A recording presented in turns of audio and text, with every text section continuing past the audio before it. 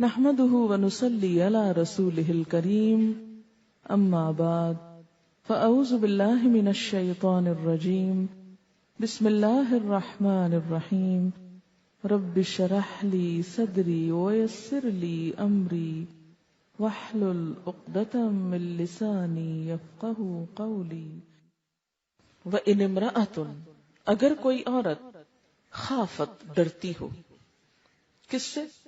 من بالہا اپنے شوہر سے، اپنے شوہر کے بارے میں ڈرتی ہو اس کی دو باتوں سے، نشوزن سرکشی سے، بدسلوکی سے، مثلا مار کٹائی کرتا ہے، بد اخلاقی برتتا ہے، زیادتی کرتا ہے، چھوٹی چھوٹی بات پر بہت غصہ کرتا ہے، او اعراضن یا بے رخی کرتا ہے، روٹھ جاتا ہے، چھوٹی چھوٹی بات پہ بولنا چھوڑ دیتا ہے۔ اب عورت کیا کرے؟ کب تک نبھائے؟ کب تک ڈانٹ کھائے؟ کب تک بے رخی برداشت کرے؟ کہاں جائے؟ ایسی عورت کو کیا کرنا چاہیے؟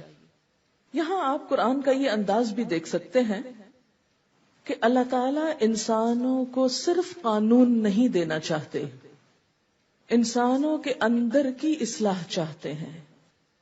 صرف معاشرے کے ایک حصے کو ہی نہیں نوازنا چاہتے، سب کا بھلا چاہتے ہیں، سب کا فائدہ۔ اور معاشرے کے کمزور طبقات کے حقوق دیے بغیر عورتوں کو بھی ان کا حق صحیح طور پر نہیں دیا جا سکتا، کیونکہ معاشرے کے مختلف افراد ایک دوسرے سے جڑے ہوئے ہوتے ہیں، ایک دوسرے سے ملے ہوئے ہوتے ہیں۔ بالکل ایسے ہی انسانی معاشرے کو جیسے ایک جسم سے تعبیر کیا گیا۔ اب آپ یہ کہیں کہ میں اپنے سر کا تو حق روز دوں گی لیکن اپنے پاؤں کا نہیں دوں گی، یا دائیں ہاتھ کا تو دوں گی اور بائیں کا نہیں دوں گی، تو ایسے میں کچھ بھی اصلاح نہیں ہو سکتی۔ جب آپ اپنی بھلائی چاہتے ہیں تو ہیڈ ٹو ٹو پورے جسم کی بھلائی آپ کو سوچنی ہوگی۔ مثلاً آپ دیکھیں کہ اس وقت دنیا میں جیسے امن و امان کو خلل ہے، تو اگر ہم کسی ایک خاص خطے میں امن قائم رکھنا چاہتے ہیں اور باقیوں کو اگنور کر دیتے ہیں تو کیا ہوگا؟ امن قائم نہیں ہو سکتا۔ اسی طرح اگر ہم معاشرے کے کچھ افراد کو تو حق دینا چاہتے ہیں اور باقیوں کو چھوڑ دینا چاہتے ہیں تو ایسا معاشرہ کبھی بھی پرامن نہیں ہو سکتا۔ ایک خاندان کے اندر ایک شخص کو تو حق مل رہا ہے اور دوسرا محروم ہے تو اس خاندان میں کبھی خوشیاں نہیں ہو سکتی۔ کسی بھی کپل میں اگر صرف مرد کو حقوق مل رہے ہیں اور عورت محروم ہے تو ان دونوں کے آپس کے تعلقات درست نہیں ہو سکتے۔ اس میں ہوتا ہے کہ عموماً جو طاقتور ہے وہ تو اپنا حق چھین کے بھی لے جاتا ہے، لیکن کمزور کو دلوایا جاتا ہے۔ اور اگر ہم بطور عام قرآن کا مطالعہ کریں تو یہ بات سامنے آتی ہے کہ کمزوروں کے حقوق کا خاص طور پر لحاظ رکھنے کا حکم ہے۔ آپ صلی اللہ علیہ وسلم اپنی وفات سے قبل جو آخری باتیں فرما رہے تھے ان میں سے ایک تلقین کیا تھی کہ عورتوں اور غلاموں کے بارے میں خاص طور پر اللہ سے ڈرنا۔ کیا آپ کو اندیشہ تھا کہ ان کے حقوق مارے جائیں گے، کہ معاشرے کا ایک کمزور حصہ ہے؟ انسانی معاشرے میں کبھی حالات ایک جیسے نہیں رہتے۔ شوہر اور بیوی کا تعلق بھی اسی طرح اونچ نیچ کا شکار ہوتا رہتا ہے۔ کبھی ایک فریق خوش ہے تو دوسرا ناراض ہے، کبھی دوسرا خوش ہے تو پہلا ناراض ہے، کبھی ایک اپنی ذمہ داری پوری کر رہا ہے اور دوسرا غافل ہے، اور کبھی وائس ورثہ۔ دونوں کے تعلقات میں اتار چڑھاؤ آتا رہتا ہے۔ انسان صرف گوشت، ہڈی اور خون سے بنا ہوا نہیں، انسان کے اندر لطیف احساسات اور جذبات بھی ہیں جو مختلف اوقات میں تبدیل ہوتے رہتے ہیں۔ تمام جذبات کا مرکز دل ہے۔ دل کو عربی میں قلب کہتے ہیں۔ قلب کا معنی ہوتا ہے الٹ پلٹ ہونا۔ انسان کا دل الٹ پلٹ ہوتا رہتا ہے اور یہ تمام انسانوں کے ساتھ ہے۔ اگر آپ دیکھیں اپنے بچپن کو تو اس وقت آپ کی پسند کچھ اور تھی۔ ایک بچہ دنیا میں سب سے زیادہ اپنی ماں کو چاہتا ہے، اس کی طرف دوڑ دوڑ کر جاتا ہے ہر خوشی اور غم کے وقت. لیکن آپ نے دیکھا کہ بچے جب بڑے ہوتے ہیں، ٹین ایج میں آتے ہیں، تو ماں باپ کا رول ان کے لیے سیکنڈری ہو جاتا ہے. اب ان کے دوست اور معاشرہ ان کے لیے زیادہ امپورٹنٹ ہو جاتا ہے. پھر وہ عمر گزرتی ہے، شادی ہوتی ہے، پھر خاندان اہم ہونے لگتا ہے. شادی کے ابتدائی دنوں میں شوہر اور بیوی آپس میں ایک دوسرے کے لیے اٹریکشن محسوس کرتے ہیں. جب بچے ہو جاتے ہیں تو ان کی پرائرٹی پھر اپنی ذات سے زیادہ ان کے بچے ہو جاتے ہیں. پھر جب انسان بڑھاپے کی طرف قدم رکھتا ہے پھر اس کی پرائرٹیز بدل جاتی. زندگی کے مختلف حصوں میں انسان کی سوچ بدلتی رہتی ہے. یہ ایک بالکل نیچرل سی چیز ہے، اور بدلتے حالات، بدلتے اوقات، بدلتی سوچوں کو اکوموڈیٹ کرنا ضروری ہوتا ہے. شوہر اور بیوی کے تعلقات ہمیشہ خوشگوار نہیں رہ سکتے، اس میں اتار چڑھاؤ آتا رہتا ہے. لیکن چونکہ اسلام اس تعلق کو محض لذت یا شہوت کی بنیاد پر قائم نہیں کرتا، نکاح کی بنیاد پر قائم کرتا ہے. دونوں کو ذمہ داریاں بھی دیتا ہے، حقوق بھی دیتا ہے. اسلام میں شادی کا تصور یہ نہیں کہ جب تک اٹریکشن ہے اکٹھے رہو، جب ختم ہو جائے تو الگ ہو جاؤ. نہیں، کیونکہ بنیاد صرف اٹریکشن نہیں، بنیاد ایک نئے خاندان اور انسانیت کی تعمیر ہے. اکثر ایسا بھی ہوتا ہے کہ ابتدا میں انڈرسٹینڈنگ نہیں ہو پاتی، جو وقت گزرتا ہے ہوتی چلی جاتی ہے، ایک دوسرے کو سمجھنے لگتے ہیں. اس لیے شوہر اور بیوی کے درمیان جب اختلافات ہوں، تلخ دن آئیں، تو حل یہ نہیں بتایا گیا کہ دونوں ایک دوسرے کو چھوڑ جائیں، ایک دوسرے کو کاٹ دیں، ایک دوسرے سے الگ ہو جائیں.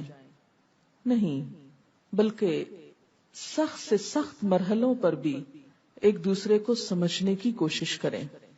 پیچھے سورۃ النساء میں آپ پڑھ چکے ہیں کہ واللاتی تخافون نشوزہن، وہ عورتیں جن کی سرکشی کا تمہیں خوف ہو. تو یہ نہیں کہا کہ ان کو کاٹ کے پھینک دو، طلاق دے کے کک آؤٹ کر دو، گھر سے نکال دو. نہیں، کیا فرمایا؟ فعظوہن، انہیں سمجھاؤ. اور بعض کون سی نصیحت ہوتی ہے؟ جو دل میں اتر جائے پوری خیر خواہی کے ساتھ. نہ سمجھے تو کیا کرو؟ ان کو اگنور کرو، بے رخی تھوڑی اختیار کرو، شاید اب پلٹ آئیں، اصلاح ہو جائے. اسی طرح یہاں اب یہ بتایا گیا کہ اگر ایک عورت اپنے شوہر کی بے رخی سے، بدسلوکی سے ڈرتی ہو تو وہ کیا کرے؟ کیا وہ بھی گھر چھوڑ کے چلی جائے، معصوم بچوں کو چھوڑ دے، اپنا حق لیتے لیتے دوسرے لوگوں کے حقوق ختم کر دے؟ اسلام نے یہ نہیں سکھایا کہ وہ اس سے طلاق لے لے. اگرچہ خلا کا راستہ رکھا، لیکن پھر بھی معاشرے کی مجموعی بہتری کے لیے یہاں کیا سکھایا جا رہا ہے کہ کوئی حقوق کی کمی بیشی کر کے آپس میں کوئی راضی نامہ ہی رکھیں. کیونکہ عورت دوسری آپشن سوچے، اگر وہ طلاق لے لیتی ہے تو اس کے بچوں کا کیا ہوگا؟ وہ ایک چھوٹے مسئلے کے حل کے لیے ایک بڑے مسئلے میں گرفتار ہو جائے گی. تو یہ عقل مندی کی بات نہیں ہوتی کہ چھوٹے مسئلے کے حل سے بڑے مسئلے کھڑے کر لیں آپ، یا ناقابل حل مسائل شروع کر دیں آپ. آپ دیکھیں کہ بعض اوقات ہمیں کسی سے چھوٹی سی تکلیف پہنچتی ہے، ہم کیا کرتے ہیں؟ اسے گالی دے ڈالتے ہیں. کیا ہوتا ہے؟ وہ دوسرا 2 دیتا ہے، آپ اسے 1 لگاتے ہیں، وہ 2 مارتا ہے آپ کو، اور نتیجہ کہاں جا پہنچتا ہے. تو بہتر نہیں تھا وہ جو پہلے چھوٹی سی بات تھی اسے سب کڑوا گھونٹ پی جاتے، صبر کر لیتے. اللہ صبر کرنے والوں سے محبت رکھتا ہے. کسی سے چھوٹی سی تکلیف پہنچی، آپ نے غصے میں بڑا شدید ری ایکشن ظاہر کیا، اب جب آپ اس کو دیکھتے ہیں تو پریشان ہوتے ہیں، شرمندہ ہوتے ہیں، دل میں کڑتے رہتے ہیں، ایک ماحول پلوٹ ہو گیا. کیا پایا آپ نے؟ لیکن اگر آپ اس موقع پہ ضبط کر جاتے، صبر کر جاتے، نتیجہ کیا نکلتا کہ وہ شخص جس نے آپ پہ زیادتی کی وہ بھی شرمندہ ہوتا، اور شاید وہ خود معافی مانگ لیتا، میرا قصور تھا، میری زیادتی تھی. لیکن عموماً ہم ایسے مواقع پر کیا کرتے ہیں؟ جواباً شدید ری ایکشن ظاہر کرتے ہیں. وہ وقتی طور پر تو شدید ری ایکشن ہم نے کر لیا، پایا کیا؟ انسان دیکھے حاصل کیا ہوا؟ ہم پاتے نہیں، پھر کھو دیتے ہیں. تو ایسی تمام خواتین جو اپنے شوہروں کے ہاتھوں تنگ ہوں، ان کا یہاں حل بتایا جا رہا ہے کہ وہ تھوڑے سے صبر سے کام لے لیں، تھوڑے سے اپنے حقوق کو جانے دیں. اللہ دیکھ رہا ہے، اللہ اس کا بدلہ ضرور دے گا. اس کا حل صرف یہ نہیں کہ آپ گھر چھوڑ کے بھاگ جائیں یا جواباً شوہر کو پیٹنے لگے. وہ تو گھر نہ ہو جائے گا، ایک کشتی خانہ ہو جائے گا، ایک دنگل ہو جائے گا. دنگل بنانا چاہے تو بنائیں. اسی لیے وہ جو پہلے بھی میں نے بات کی تھی کہ مرد مار سکتا تو عورت کیوں نہیں مار سکتی؟ عورت کو اللہ نے مارنے سے روک کر اس دنگل کو ختم کیا، ورنہ باکسنگ شروع ہو جاتی گھر میں تو گھر گھر نہ رہتا۔ تو یہاں پر کسی بھی نزاع کے موقع پر، جھگڑے کے موقع پر، فساد کے موقع پر، بد اخلاقی کے موقع پر، بد سلوکی کے موقع پر جب ایک شخص زیادتی کر رہا ہو تو جواب میں تھوڑے سے دھیمے ہونے میں آپ کی کوئی بے عزتی نہیں۔ لوگ سمجھتے تھے ہماری بے عزتی نہیں۔ حدیث میں آتا ہے من تواضع للہ رفعہ اللہ، جس نے اللہ کے لیے عاجزی اختیار کر لی، تواضع اختیار کر لی، اللہ اس کو بلندی دے گا، اللہ اس کو بڑا کر دے گا، وہ چھوٹا نہیں رہتا۔ ایک دانہ گندم کا ایک دانہ ہوتا ہے، جب وہ مٹی میں ملتا ہے تو اس سے 700 دانے بنتے ہیں۔ اگر وہ اکڑا رہ کر میں مٹی میں نہیں جاتا، میری اس میں ذلت ہے، میں شیشے کی بوتل میں رہنا چاہتا ہوں، 100 سال بھی شیشے کی بوتل میں رہے تو کھایا جائے گا اندر سے، اوپر سے خالی خول کھڑا رہے گا، اندر سے کھا لیا جائے گا اور اس سے 700 کبھی نہیں بنیں گے۔